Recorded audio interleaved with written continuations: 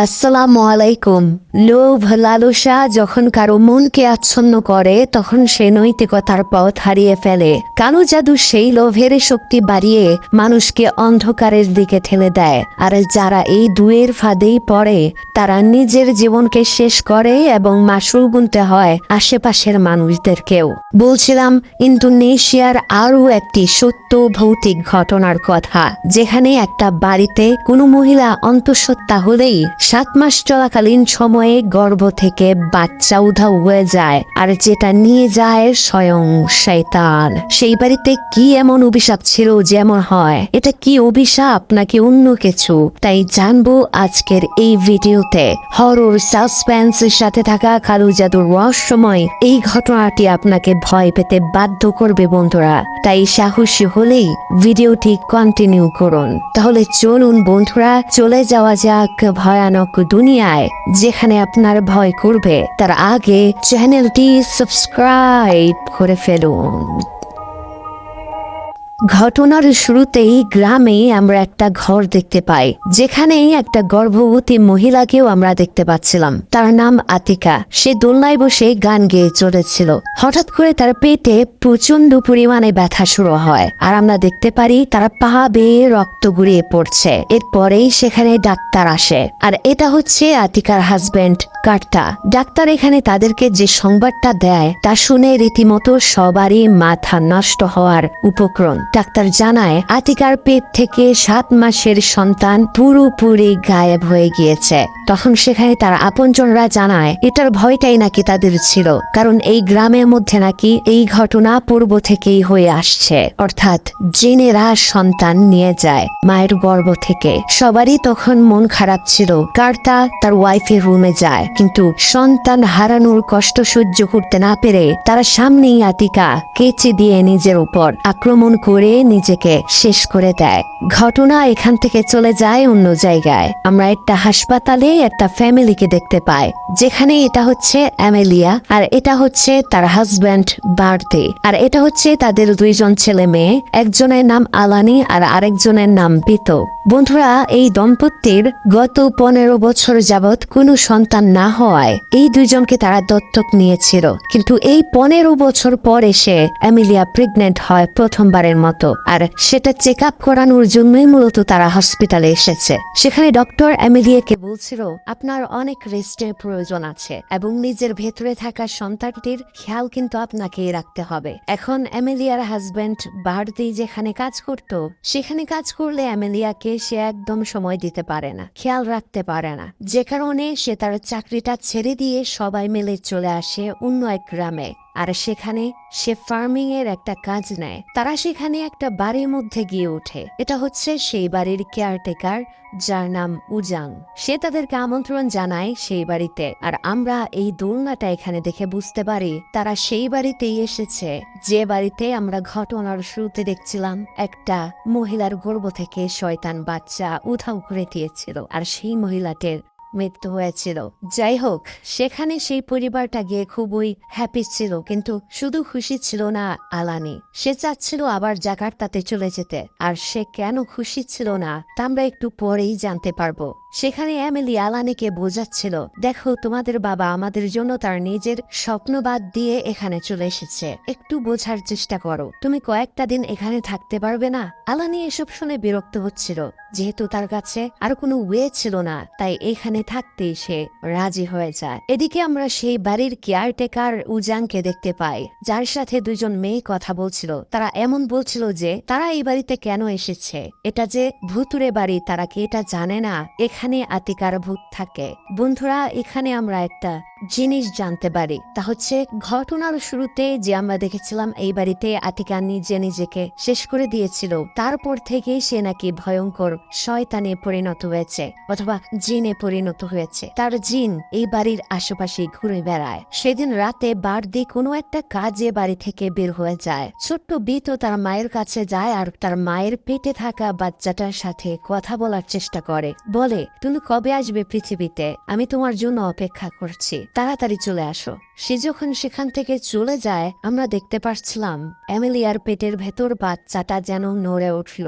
হঠাৎ করে ঘরের ভেতরে জানালা দিয়ে প্রচন্ড পরিমাণে বাতাস আসতে শুরু করে। সেই বাতাসে ঘরের আসবাবপত্রগুলো সরে সরে যাচ্ছিল। ঠিক তখনই আলানি তার রুম থেকে একটা আওয়াজ শুনতে পায়। কে যেন গান করছে অদ্ভুত এক ভাষায়। সে যখন তার জানালা দিয়ে বাহিরের দিকে তাকায় দেখতে পারে তার মা এমিলিয়া বাহিরের দোলনাটায় বসে গান করে যাচ্ছে। সে খানিকটা অবাক হয়ে যায়, কারণ এই সময় তো তার মায়ের এখানে থাকার কথা না। তখনই তার জানালার মধ্যেই একটা বাদর এসে ধাক্কা খায়। সে অনেক ভয় পেয়ে যায়, কিন্তু তখন সে বাইরে আবারও দেখে, কিন্তু আজব বিষয় হচ্ছে সেখানে কেউ ছিল না। তার মাকে দেখার জন্য সে নিচে নেমে আসে, আর আমরা দেখতে পাচ্ছিলাম বাড়ির বাইরে দিয়ে কেউ যেন আনাগোনা করছিল।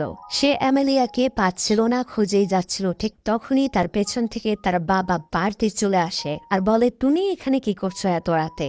যাও ঘরে গিয়ে শুয়ে পড়ো। এর পরের দিন আমরা দেখতে পাই উজাং তাদের বাড়িতে আসে খাবার দিয়ে যাওয়ার জন্য, আর বাড়তি তার নিজের কাজে চলে যায়। টেবিলের মধ্যে খাবার বেড়ে এমিলিয়া আলানি আর বিতোকে ডাকছিল। তারা সেখানে আসার পর আলানি খাবারের প্রতি একদমই মনোযোগী হচ্ছিল না। কানের মধ্যে ইয়ারফোন গুজে রেখেছিল, মোবাইল চাপছিল। এমিলিয়া কয়েকবার ভালো করে বলার পরেও সে গুরুত্ব দেয় না। তখনই এমিলিয়া রেগে যায় আর হাত থেকে মোবাইলটা কেড়ে নিয়ে ছুঁড়ে ফেলে দেয়। এরপরে আলানি তার মাকে বলতে থাকে, এখন তো তুমি আমাদের সাথে এমন করবেই, খারাপ ব্যবহার করবেই। এখন তো তোমাদের নিজেদের বাচ্চা পৃথিবীতে আসতে চলেছে, আমরা তো কেউ না। নিশ্চয়ই সে আসলে আমাদেরকে আবার তোমরা অনাথ আশ্রমে রেখে আসবে। এখন এটা বলার পর এমিলিয়া অনেক রেগে যায় আর অনেক কথা শুনিয়ে দেয় আলানিকে। এসব সহ্য করতে না পেরে আলানি কান্না করে সেখান থেকে চলে যায়। এমিলিয়া বুঝতে পারে তার হঠাৎ আলানির সাথে এমন দুর্ব্যবহার করা একদমই উচিত হয়নি। এরপরে আমরা দেখতে পারি এমিলিয়া উপরের রুমে আলানির কাছে গিয়েছে, আর সেখানে তার হাতে একটা পেপার ছিল। সে বলছিল, দেখো আমি খুবই দুঃখিত তোমার সাথে এরকম আচরণ করার জন্য। জানি না তখন আমার কি হয়েছিল, তবে আমি তোমাদেরকে অনেক ভালোবাসি। আমার পেটে যে বাচ্চাটা রয়েছে সেটা আমার দেহের অনেক ক্ষতি করছে, এই কথা ডাক্তার বলেছে। এই বাচ্চা প্রসবে আমার জীবন ঝুঁকির মুখে পড়তে পারে, তাই আমি তোমাদের নামে একটা লাইফ ইন্স্যুরেন্স করেছি। এটা হলো তার পেপার। আমার যদি কিছু হয়ে যায় তাহলে আমার সব সম্পত্তির মালিক হবে তুমি। এখন আলানি তো তখন কিছুই বলে না, কিন্তু আমরা কিছুক্ষণ পর দেখতে পাই সে তার ছোট ভাইকে জড়িয়ে কান্না করছিল। এখানে আমরা এটাও বুঝতে পারি যে সে তার ভুল বুঝতে পেরেছে এবং সে তার ছোট ভাইকেও প্রচন্ড ভালোবাসে। সেদিন রাতে এমিলিয়া যখন ঘুমাচ্ছিল সেখানে বিতো বই পড়ছিল। তখন হঠাৎ করে সেখানে থাকা একটা খেলনা চলতে শুরু করে। সে একটু অবাক হয়ে যায়। সে ধীরে ধীরে সেটাকে বন্ধ করতে যায়। বন্ধ করে সে যখন ফিরে আসবে তখন আবারও সেটা চলতে শুরু করে। যেহেতু সে ছোট মানুষ তাই সে অনেকটা ভয় পেয়ে যায়। এবার ঠিক তখনই ঘরের লাইটটা চলে যায়। সে সাথে সাথে একটা টর্চ লাইট জ্বালায় আর কোনো রকমে তার মায়ের সাথে গিয়ে শুয়ে পড়ে, কিন্তু তাদের উপর থেকে কাঁথাটা কেউ যেন টেনে সরিয়ে নিচ্ছিল। তখন এত কিছু না ভেবে কাঁথাটা আবারও তাদের উপরে আনে, কিন্তু এবার আরো জোরে সেটা যেন তাদের উপর থেকে কেউ টান দিয়ে নিয়ে গেল। মনে হয় খাটের নিচে কেউ একজন আছে। সেটা দেখার জন্য বিতু নিচে লাইট মারে। সে দেখতে পায় দুটো পা রয়েছে সেখানে, কিন্তু উপরে তো সেখানে মানুষ ছিল না। নিচে পা দেখা যাচ্ছে কিভাবে? সে যখন আরো ভালো করে দেখতে নিচে নেমে দেখে, সে দেখতে পায় সেখানে কেউ নেই, সেই পাটাও নেই। সে যখন উঠে তার পেছনে লাইটটা ঘুরায়, তার সামনে এসে পড়ে একটা ভয়ঙ্কর অবয়ব। এটা দেখে এক চিৎকার, এবং সে আলানিকে ডাকতে ডাকতে তার রুমে চলে যায়। আলানি তখন তাকে জিজ্ঞেস করে, এত জোরে জোরে চিৎকার করছো কেন? তুমি জানো না মা ঘুমাচ্ছে? তখন বিতু সবকিছু বলার পর ঘটনার সত্যতা যাচাই করতে সে যায় সেখানে দেখার জন্য। সে যখন এমিলিয়ার ঘরে যায় তখন সে দেখতে পায় খাটে কেউ শুয়ে নেই। তারপর সে দেখতে পায় তার মা চেয়ারে শুয়ে রয়েছে। সে তখন সেখান থেকে চলে আসে আর বিতুকে গিয়ে বলে, আরে কোনো সমস্যা নেই, মা তো ঘুমাচ্ছে। যাই হোক, তখন তারা দুজন ঘুমিয়ে যায়। হঠাৎ করে ঘুম ভেঙে গেলে নিচের তলা থেকে অদ্ভুত আওয়াজ শুনতে পায় আলানি। সে পা টিপে টিপে নিচে গিয়ে যা দেখে তা দেখার জন্য একদমই প্রস্তুত ছিল না। সে দেখতে পায় ঘরের ভেতরে জিনিসপত্র ছড়িয়ে ছিটিয়ে পড়ে রয়েছে। সে একটু সামনে গিয়েই দেখতে পায় ফ্রিজ থেকে তারা মা কাঁচা মাছ মাংস অদ্ভুত ভাবে খাচ্ছিল। এমিলিয়া যে আর এমিলিয়া নেই তা বোঝাই যাচ্ছিল। সে আড়াল হয়ে এসব দেখছিল। এসব এসব দেখে সে খুবই ভয় পাচ্ছিল। বন্ধুরা, একবার জাস্ট চিন্তা করুন, আপনি এই অবস্থায় থাকলে কি হতো, আপনার কেমন ফিল হতো, তাই কিন্তু অবশ্যই কমেন্টে জানাবেন। আলানি ধীরে ধীরে চাচ্ছিল সে যেন উপরের তলাতে উঠে যেতে পারে, কিন্তু একে তো ভয়, দ্বিতীয়ত সেটা যাতে না দেখে। তখন সে সামনের দিকে চেয়ে চেয়ে সিঁড়িতে উঠছিল, তখনই সে পড়ে যায়। আর সে তার আওয়াজ পেয়ে সেই জিনিসটা তাকে দেখে ফেলে, তখনই সেটা তার পা ধরে ফেলে। সে চিৎকার করেই যাচ্ছিল, এক সময় সে সেটাকে জোরে লাথি মারতে বাধ্য হয়, আর অ্যামেলিয়া সিঁড়ি থেকে গড়ে নিচে পড়ে যায়। আলানি দ্রুত তার রুমে এসে দরজাটা মেরে ফেলে, কিন্তু সেটাও যে থামার পাত্র নয়, সেটা আবার উঠে দরজা ধাক্কাচ্ছিল। তারা দুই ভাই বোন সেখানে খুবই ভয় পাচ্ছিল। এদিকে দরজা ভেঙে ফেলার উপক্রম। হঠাৎ দরজা ধাক্কানো থেমে যায়, সকাল হয়ে যায়। এদিকে তারা ভয়ে এখনো দরজা খোলেনি। সকালবেলা দরজা আবার কেউ ধাক্কা দেয়, তারা খুবই ভয় পেয়ে যায়। খুলে দেখতে পায় তাদের বাবা বাড়তে এসেছে। আলানি খুব ভয়ে ভয়ে তার বাবাকে কাল রাতের ঘটনাটা বলছিল, কিন্তু সেখানে বার্দি এটা একদমই বিশ্বাস করছিল না, কারণ অলরেডি নিচে অ্যামেলিয়া খাবার নিয়ে তাদের জন্য অপেক্ষা করছিল। বার্দি আলানিকে বলে, তোমার মায়ের শরীর এখন বেশি একটা ভালো না, তোমরা সব সময় তার খেয়াল রাখার চেষ্টা করো। কাল রাতে হয়তো তোমরা দুইজনেই খারাপ স্বপ্ন দেখেছো। আলানি আর বিতু তখনই ফ্রিজ চেক করতে যায়, আর তারা দেখে সত্যি সত্যি ফ্রিজ একদম খালি, অর্থাৎ কাল রাতের এগুলো স্বপ্ন ছিল না।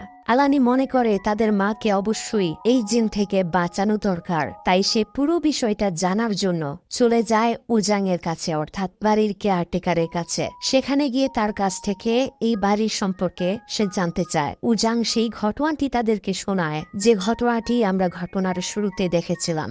ওই যে একটা মহিলার সন্তান পেট থেকে গায়েব হয়েছিল, আর সে নিজেকে শেষ করে দিয়েছিল।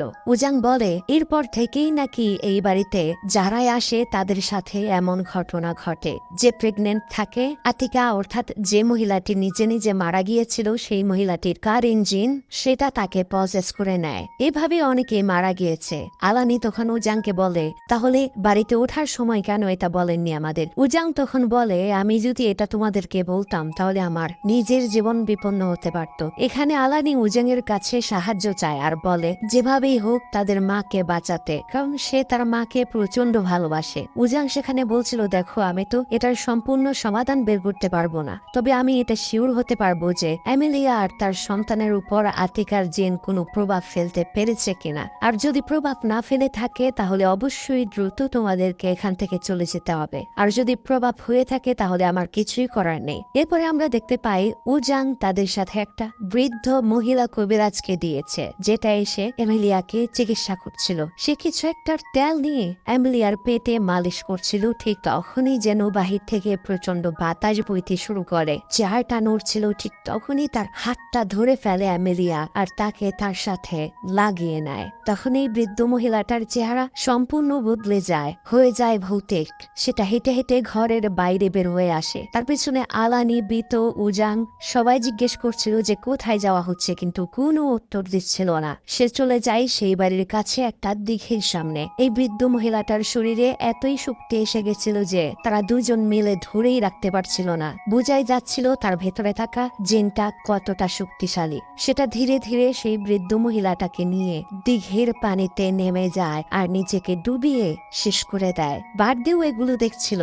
সেদিন আরেকটা মহিলাও মারা গিয়েছিল সেই গ্রামে, আর তার কবর দেওয়া হচ্ছিল। রাতে বার্দি আলানি আর বিতুকে বলছিল, তোমরা এতদিন আমাকে যা বোঝাতে চেয়েছো আমি তা বুঝতে পেরেছি। আমিও জানতে পেরেছি এখানে আতিকার কারিন জিন রয়েছে, যেটা তোমার মায়ের ক্ষতি করতে চাইছে। এখন এই গ্রামে তেমন কোনো কবিরাজ নেই যে আমাদেরকে রক্ষা করতে পারবে, তাই আমি সিদ্ধান্ত নিয়েছি আমি জাখারটা যাব আর ভালো একটা কবিরাজ নিয়ে আসবো। আশা করি সেটাতে আমাদের উপকার হবে। আমাদেরকে দেখানো হয় সেদিন রাতে আলানি ঘুমিয়েছিল, কিন্তু তার শরীর চুলকাচ্ছিল। আমরা দেখতে পারছিলাম তার শরীর ভরে গিয়েছে এক ধরনের পোকা দিয়ে। তার যখন ঘুম ভেঙে যায় সে তখন দেখে তার পুরো শরীরে এসব পোকা ভরে আছে। সে যখন তার পেট থেকে কাপড়টা সরায় সে দেখতে পায় তার পেটের উপর রয়েছে বড় বড় পোকাগুলো, যেগুলো কিলবিল করে খাচ্ছিল তার পেট। এটা দেখে সে এক চিৎকার করতেই তখন তার ঘুম ভেঙে যায়, অর্থাৎ এটা একটা স্বপ্ন ছিল। এরপরের দিন সকালে সে আর তার ছোট ভাই সেই বাড়ির স্টোর রুমে যায়,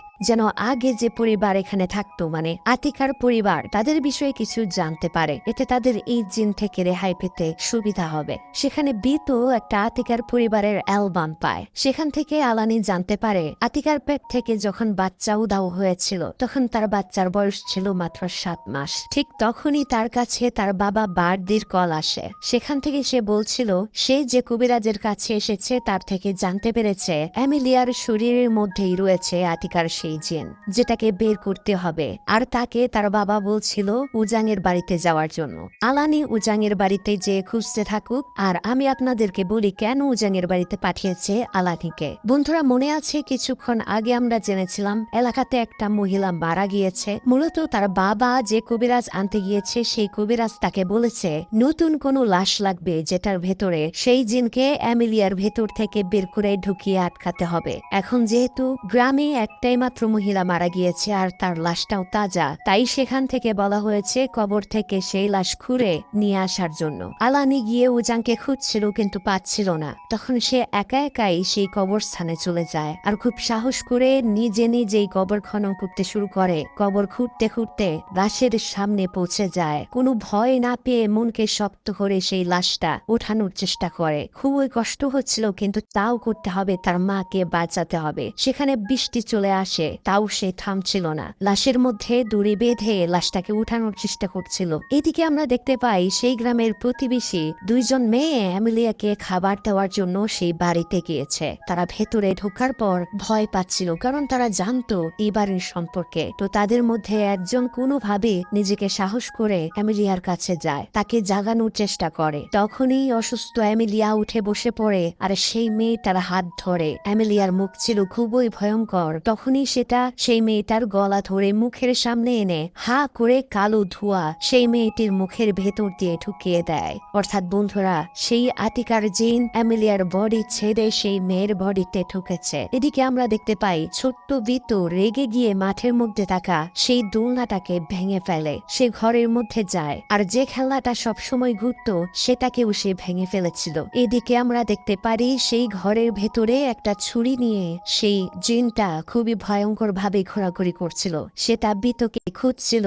এক পর্যায়ে সেটাকে দেখে খুবই ভয় পেয়ে যায় বিতু আর একটা রুমে নিজেকে আটকে ফেলে। কিন্তু সেটা একদমই থেমে থাকে না, সেটা ঘরের ভেতর চলে আসে। বিতু গিয়ে নিজেকে আড়াল করার জন্য আলমারির ভেতর লুকায়, কিন্তু সেই জিনটা সেই আলমারিটা কোপাচ্ছিল।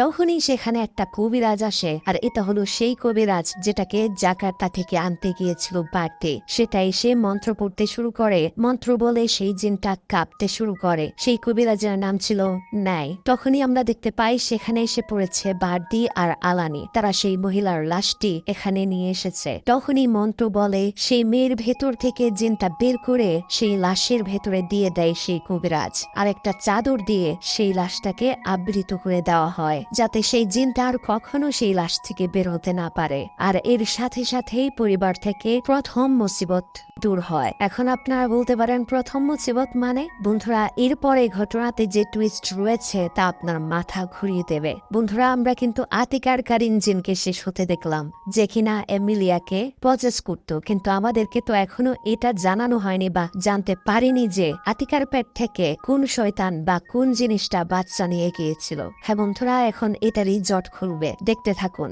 শুধু একটাই রিকোয়েস্ট করব, যারা চ্যানেলটি এখনো সাবস্ক্রাইব করেননি তারা সাবস্ক্রাইব করে দেন, ভিডিওটি কন্টিনিউ করতে থাকুন। সেদিন রাতে আমরা দেখতে পাই তারা 3 জন বসে গল্প করছে। তারা এখন খুবই খুশি আতিকার জিনকে বিদায় করতে পেরে। সেখানে বার্দি আলানিকে বলছিল আজকের রাতটা উজাঙের বাড়িতে গিয়ে কাটাও, কারণ এখানে আজকে রাতে আমার কিছু মেহমান আসবে, অফিসের কলিগ আসবে, এখানে একটা মিটিং হবে। এরপর আমরা দেখতে পাই আলানি উজাঙের বাড়িতে গিয়ে ল্যাপটপে রিসার্চ ওয়ার্ক করছিল। তার মনে এখনো কিন্তু সন্দেহ ছিল।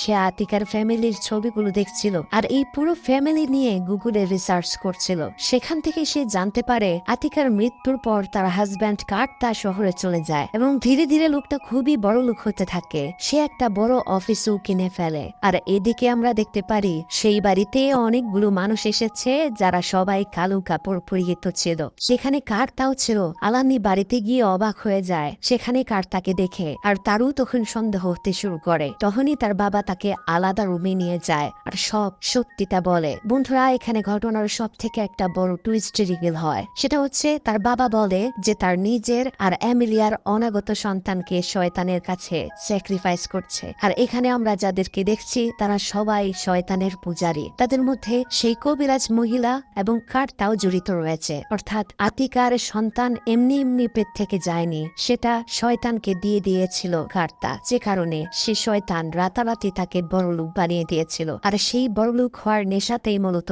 বারদেও তার নিজের সন্তানকে শয়তানের কাছে স্যাক্রিফাইস করতে চাচ্ছে। আলানি তখন বলে, তুমি কেমন বাবা, তুমি এটা কিভাবে করতে পারো, তুমি এত নিচে কিভাবে নামতে পারো? বারদে বলছিল, দেখো আমি তোমাদেরকে নিয়ে অনেক খুশি আছি, তোমরাই আমার সব। সে তো এখনো এই পৃথিবীতেই আসেনি, তাকে নিয়ে এত মায়া করে লাভ কি? বন্ধুরা একবার চিন্তা করুন, লোভ মানুষকে কত নিচে নিয়ে যায়। যাই হোক, এখানে আমরা কিন্তু দেখতে পাচ্ছিলাম অ্যামিলিয়া একদম অবচেতন হয়ে থাকে। সেটা অন্য কোনো কারণে নয় বন্ধুরা, তাকে যে স্যালাইনটা দেওয়া হয় সেটা ছিল সব সময় অজ্ঞান করে রাখার স্যালাইন। এসব কিছুর বিষয়ে পুরো এগেনস্টে ছিল আলানি, তাকেও তখন সেখানে বেঁধে ফেলে রাখা হয়। কার্তা সেখানে বলে এখনই রিচুয়াল আরম্ভ করা উচিত। তখনই তারা রিচুয়াল আরম্ভ করে। এদিকে আমরা দেখতে পাচ্ছিলাম ঘরের বাইরে উজাং আর বিতু সবকিছু দেখছিল আর কিছু একটা করার চেষ্টা করছিল। সেই কবিরাজ তখন কালো জাদুর মাধ্যমে অ্যামিলিয়াকে একদম শূন্যে ভাসিয়ে ফেলেছিল।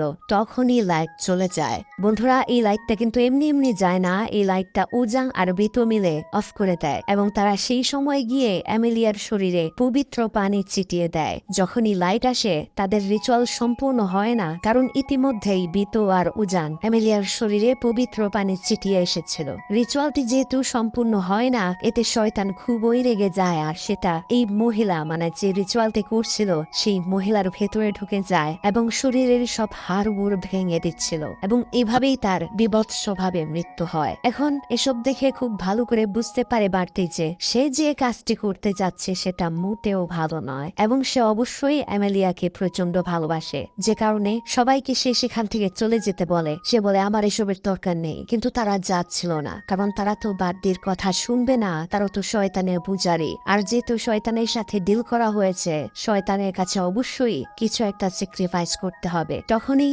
বারদি তার পরিবারকে বাঁচানোর জন্য নিজেকে মেরে শেষ করে দেয় আর শয়তানের কাছে স্যাক্রিফাইস করে দেয়। যাই হোক, কাল রাত দূর হয়। এরপরে আমরা দেখতে পারি ডাক্তারের কাছে রয়েছে অ্যামেলিয়া, বিতু, আলিনা, যেখানে বাচ্চা কেমন আছে সেটা চেক আপ করার জন্যই তারা গিয়েছে। তখন সেই ডাক্তারের কাছে একটা কল আসে আর আমরা দেখতে পারি সেই কালো জাদু অর্থাৎ শয়তানের গ্রুপের একজন সদস্য সেই ডাক্তারের কাছে কল দিয়েছে। অর্থাৎ আমরা বুঝতে পারি সেই গ্রুপের সাথে এই ডাক্তারও জড়িয়ে রয়েছে। সেই ডাক্তার সেই শয়তানের পূজারীকে অ্যামিলিয়ার সন্তানের সব ইনফরমেশন দিচ্ছিল। আর ঘটনাটা এখানেই সমাপ্ত হয়, কিন্তু আদৌ কি সমাপ্ত হয়েছে? মোটেও না। এখনো অ্যামিলিয়ার বাচ্চার উপর সেই গ্রুপের পূজারীরা নজর রাখছে, অর্থাৎ সেই বাচ্চা এখনো তাদের প্রয়োজন। এখন বন্ধুরা প্রশ্ন আসতে পারে, পৃথিবীতে এত বাচ্চা থাকতে তাদের কেন অ্যামিলিয়ার বাচ্চাটাই লাগবে? এখানে উত্তর হচ্ছে বন্ধুরা, কার্তার স্ত্রী আতিকা অথবা অ্যামিলিয়ার পেটে যে বাচ্চা রয়েছে এগুলো কোনোটি তাদের হাজবেন্ডের বাচ্চা ছিল না, এগুলো ছিল শয়তানের। মূলত তারা ধনী হওয়ার জন্য শয়তানের কাছে তাদের স্ত্রীর মিলন ঘটিয়ে শয়তানের বাচ্চা প্রসব করাচ্ছিল। এতে শয়তান বংশ বিস্তার করতে পারে। তার সাথে এই কাজটা করতে যারা তাকে সাহায্য করে, শয়তান তাদেরকে ধনী বানিয়ে দেয়। ঠিক এমনই একটা সম্পূর্ণ ঘটনা রয়েছে আমাদের চ্যানেলে, দেখে আসতে পারেন। আবার এইখানে অনেকে বলতে পারেন, আপনি কিভাবে জানেন যে এগুলো শয়তানের বাচ্চা?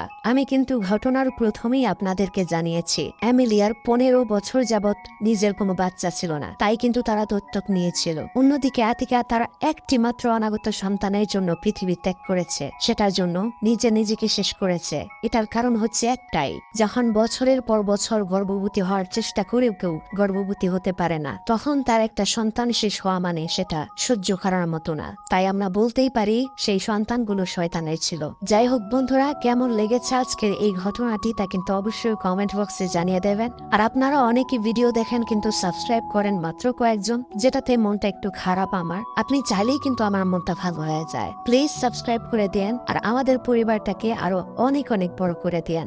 ভালো থাকবেন সবাই, ভালো রাখবেন সবাইকে আর আমার পাশেই থাকবেন। আল্লাহ হাফেজ, আসসালামু আলাইকুম।